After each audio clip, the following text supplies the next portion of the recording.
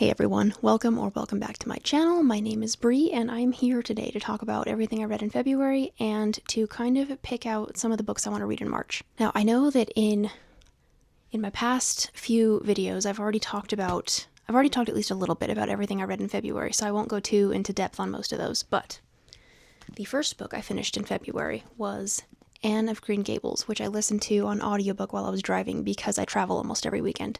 I loved this, guys. I think that I'm forever going to be sad that I didn't read this as a kid or like a young adult. I think I would have really resonated with it back then, and I think I would have loved it so much. As it is, now I have read it and I do love it. And, little Bree did read a lot of books that she loved, so it's okay that she missed out on this one. This is such a wholesome, feel-good book. Like, if you guys have read it, you know, and if you haven't read it, I definitely recommend it. It was so nice. It felt so good.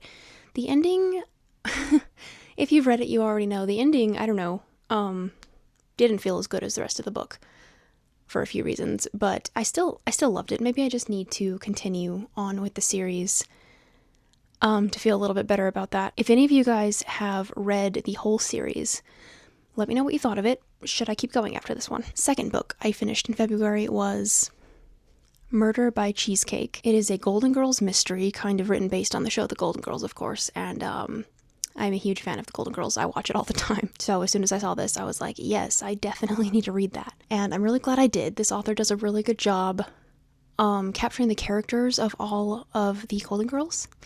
And honestly, this one felt like an extended Golden Girls episode. So it was really nostalgic and nice, and I really enjoyed it. And I think there's another one coming out sometime this year, maybe in the summer, that I'm definitely going to pick up too. Really nice, really cozy, pretty easy to read, easy to get through. It was a nice breakup in some of the darker stuff that I was reading around the same time as this, so that's always nice. The Dark Descent of Elizabeth Frankenstein. I definitely have already told you guys about this one while I was reading it. I even shared my thoughts after I finished it.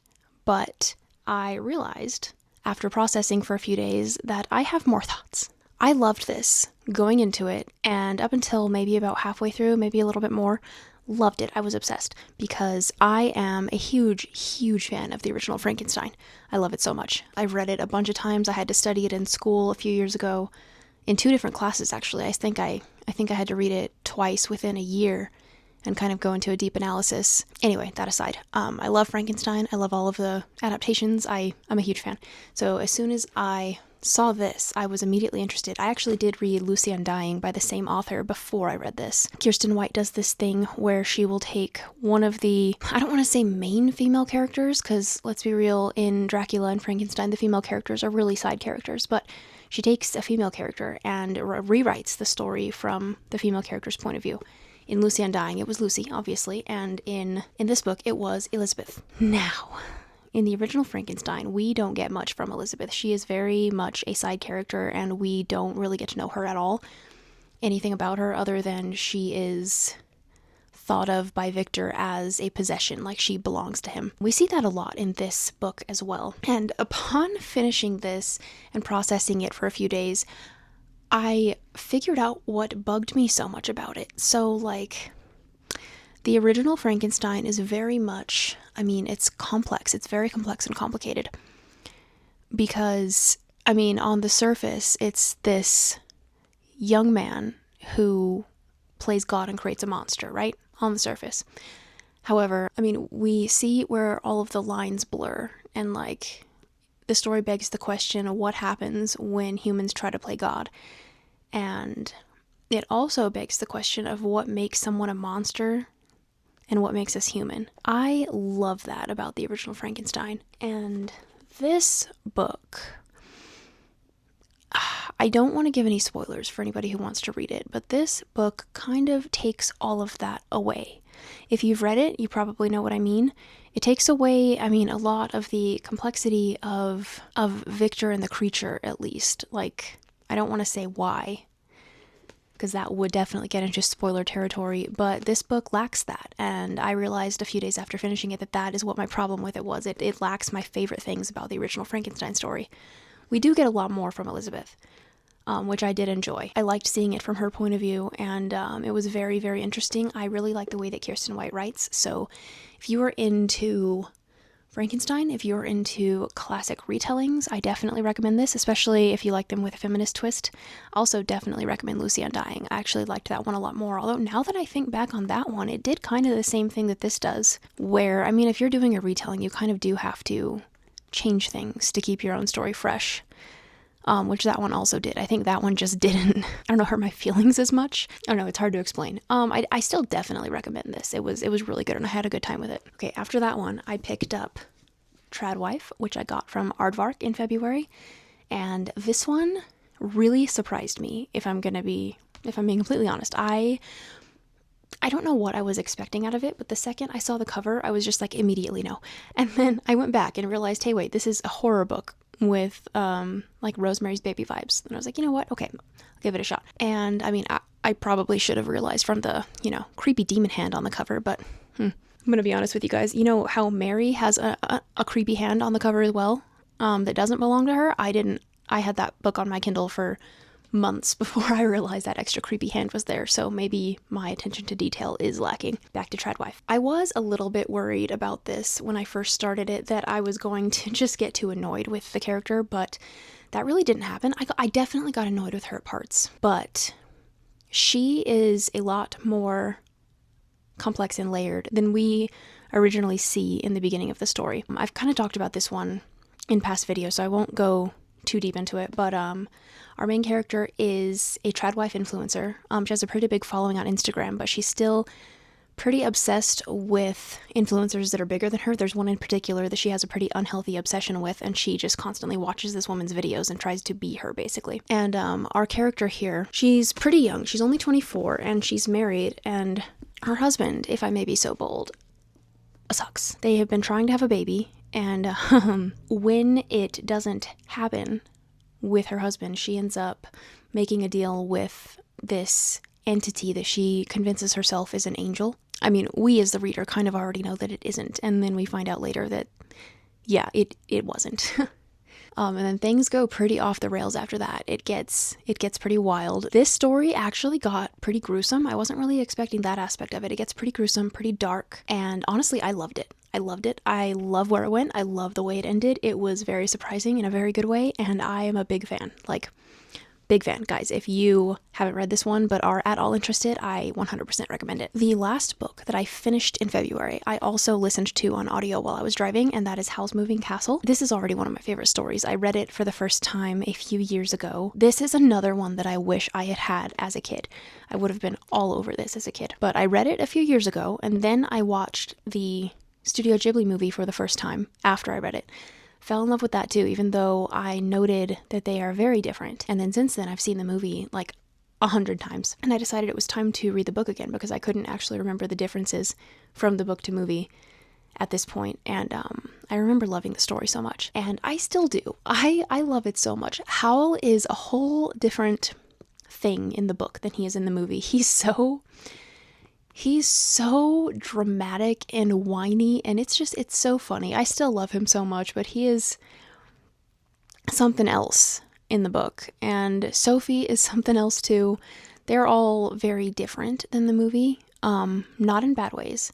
I love the book and I love the movie almost as two completely separate entities, even though they are of the same base story. If you've seen the movie and you love the movie, 100% recommend the book because it's also just so good, so magical. It feels great. It's such a happy, feel good read. And now my next book that I read, I had 100% planned to finish before the end of February, and that unfortunately did not happen. And that is, I'm just going to hold up my Kindle because that is where I read the book Mary by Nat Cassidy. I was so close. I was so close to finishing Mary in February. I actually finished it on Sunday, which was March 1st. So it was one day late. I didn't count it as something that I finished in February, but I'm also not going to count it on my March TBR because I was basically done with it by the time March started. So this goes somewhere in like the space in the middle. I can't believe I didn't read this one sooner, guys. So I had read Nestlings, was the first one I read by Nat Cassidy, and then last winter I read When the Wolf Comes Home. I liked both of those. I liked them. I didn't fall in love with them, so I wasn't in any rush to pick up another Nat Cassidy, but I've heard really good things about Mary, and that one I've actually owned on my Kindle, I think, longer, like since even before I read those other two. I should have read this one first, guys. But Mary is about this woman. She's kind of middle-aged. She's going through perimenopause, we find out in the beginning of the story. So she's going through some changes. But there's also some things that she's pretty sure are not related to the perimenopause, such as anytime she looks at herself in the mirror or at any other woman around her, their faces start to decompose in front of her eyes. So she's got some weird things going on, and when she tries to go to the doctor about it, she's basically told, like, oh yeah, you're going through menopause and hot flashes and changes, and all of this is normal, you're fine, you just need to get some sleep, and basically telling her, this is textbook for a woman, there's nothing wrong with you. And she knows that something is not right. So she ends up going back to her hometown to take care of her aunt who is dying. Her aunt.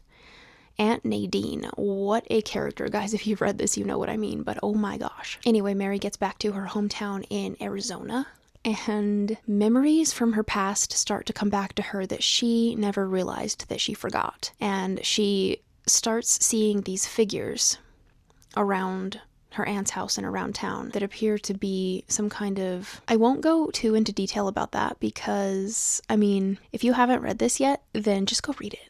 Just go read it. Like, the less I tell you, the better, I feel like, because this is one of those that things get so wild so quick. It's better if you go into it not knowing too much about it, honestly. So good, though. So good. So descriptive. Like, I felt like I could see and hear and smell everything that this book described as it was happening. And this one is so, like, the feminine rage, the good for her, just nailed it, which is interesting because the writer is a man. But guys, he nailed it. He nailed it. I loved it. So good. Please go read it if you haven't read it. It just...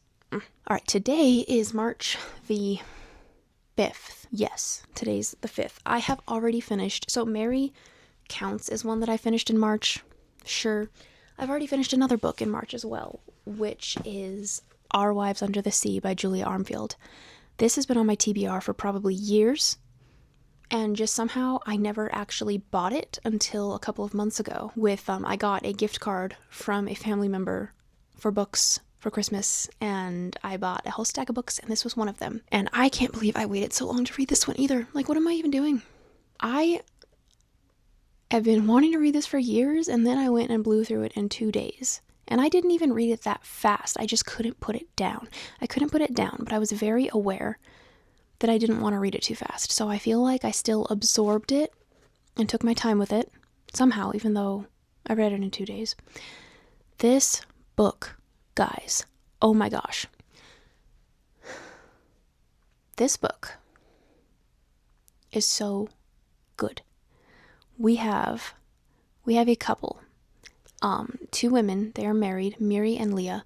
Leah is a marine biologist, and she frequently goes on these research expeditions underwater in a submarine, and she's gone for like a couple weeks at a time, right? Except this one time, her sub sinks to the bottom of the ocean and shuts down, and she can't get back up. And she is supposed to be down there for 3 weeks, and she ends up being gone for 6 months, and when she finally comes back, she is not quite right. Something is wrong with her. And so the chapters in this book, they switch back and forth between Miri, who has her wife back, but is very aware that something is wrong with her, something's not right, and Leah's not talking to her, so she doesn't know what has happened or what is happening.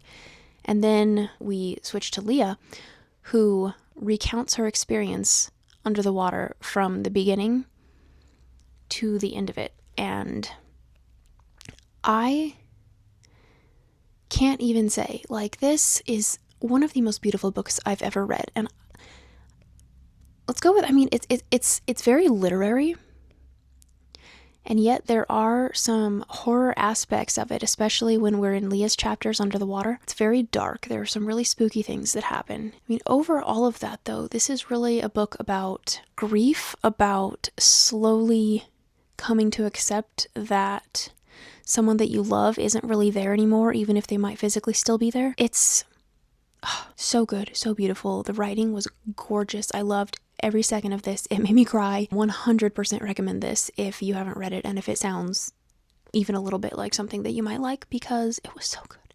So good. And for some reason, I'm reading Our Wives Under the Sea, and my brain goes, you know what I should read next? Shark Heart. I started Shark Heart yesterday, and I'm gonna tell you guys one thing. I maybe should have taken a break after Our Wives Under the Sea before reading Shark Heart, because they're both very heavy, and this one has already made me cry. I'm not even quite halfway through with it yet. And I was trying to read it on my break at work today, and I was like, wow, I'm going to sob in my desk chair at my job, so I need to put it down. This is already really, really good. This has a very, very interesting premise. We have a married couple, Wynne and Lewis, and they have just gotten married. They're newlyweds, and Lewis is diagnosed with a mutation disease that in this book is reality. It's not something that exists in real life. The scientific name of this, I'm going to find it. And I'm going to hope that I pronounce it correctly too. I swear they say it on like every page when I'm not actually looking for it. Okay, I'm really going to hope that I say this right. He is diagnosed with a Carcharodon carcharias mutation, which, if you know the scientific name for a great white shark, means that he is slowly transforming into a great white shark. This sounds very bizarre and almost sounds like it might be funny or something because it's so disconnected from reality, but that is not what kind of book this is. This is, it's very poetically written, and it is another story about grief and acceptance and losing someone you love, slowly watching them disappear right in front of your eyes. So we're almost halfway through that one, and we're going to see how much more it makes me cry. It's already so good though. Like the writing, I love the writing. The way that it's written too is very interesting because it's very poetic. Some chapters are a sentence, some are a paragraph, some are a couple of pages. I'm really liking this. I'm really scared that it's gonna make me cry a lot. Okay, and we all know, if you've been watching any of my other videos, I am reading Moby Dick for the Game of Tomes book club for the first couple to few months of 2026. And I'm not the hugest fan of it. However, I'm not hating it. I'm liking it a little more as we go on because there has been a little bit more action happening in the hunt for the whale, the white whale Moby Dick. But the writer / narrator, it's the writer, but it's the narrator, keeps going on tangent chapters telling us things about whales, and not in like a fun scientific, oh, I'm learning things kind of way, but in a very dense, like the last chapter I read was all about the tail of a whale, just the tail. The one before that was all about the fountain or the blowhole of the whale. And let me see if I can find a paragraph that accurately sums up what most of these chapters feel like when you read them. Such is the subtle elasticity of the organ I treat of, that whether wielded in sport, or in earnest, or in anger, whatever be the mood it be in, its flexions are invariably marked by exceeding grace, therein no fairy's arm can transcend it. It can be really, really beautiful. And also, it can be really, really dense and difficult. So, it has been an experience, I'll tell you that much. As of right now, today, I am behind on it again. Okay, only 4 days. Only 4 days. I'm on March 1st here. I read March 1st, and I need to catch up to the 5th. At some point I will. My sister asked me the other day, after I kind of was describing and made her read a paragraph, and I was telling her how I'm feeling about it and how I'm having a hard time reading it. She just looked at me and was like, why are you doing it? Like, why do you keep reading it? Why don't you just stop and read something else? And for the first time, my brain was like, I could DNF this. I could do that. But I am really bad at DNFing books, which is dumb. It's dumb. It's not that I never have. It's just that I don't often. And I don't often feel the need to. I'm pretty good at knowing what I'm going to like and picking out things that I'm going to like. And I love classics. I really do. Like, I like a lot of them. I've read a bunch of them that were a lot longer than this, but just also a lot more enjoyable. And I'm so close, guys. I am 2/3 of the way in. I'm so close to the end. And I want to know what happens.